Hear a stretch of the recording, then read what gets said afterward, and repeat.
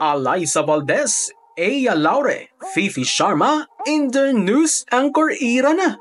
Aya, magbabalik na. Karbagan, click to subscribe notification bell para update kayo dito sa ating channel. Hindi lang sa hardcore, kundi pati sa newscasting. May ibubuga pala ang tatlong superstars ng PBL na sina Phenom and Creamline superstar Alyssa Valdez, former Cherry Tigo player Aya Laure, and Akari Charger blocker Fifi Sharma. Yan ay matapos na maging guest celebrity anchor ang tatlong volleyballs sa primetime ng TV5. Si Sharma, natupad na umano niya ang isa sa mga pangarap niyang maging news anchor sa pamamagitan ng naturang oportunidad. Nakakakaba sobra, pero masaya po kasi first time ko pong gumawa ng ganito sa live. So kaya po sobrang nakakakaba siya. Actually, dream ko po, one of my dreams is to become an anchor.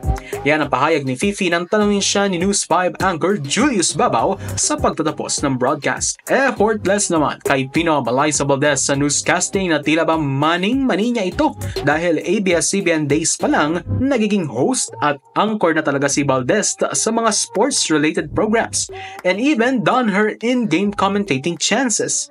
At the end of her reporting stint, the Creamline star shared that she's a K-drama fan and revealed that Korean actor Song Joong-ki is her favorite, particularly in the context of K-pop vocalist Kim Myung-soo singing with a local record label. At syempre, di lang no sweep queen at slaya sa court, kundi slaya din sa newscasting si former Cherry Tigo star Aya Laure nang maging news anchor sa Frontline Pilipinas.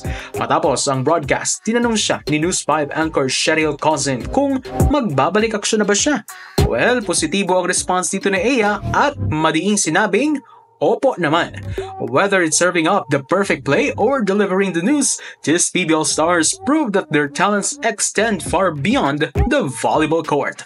Di lang malinaw dito kung local or international ba maglalaro si Aya na dapat nating abangan.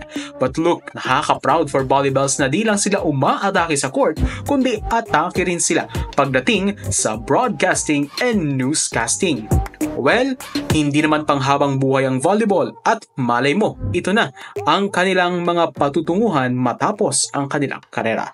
So, Radio Edgar for support us, please subscribe notification bell para update kayo dito sa ating channel.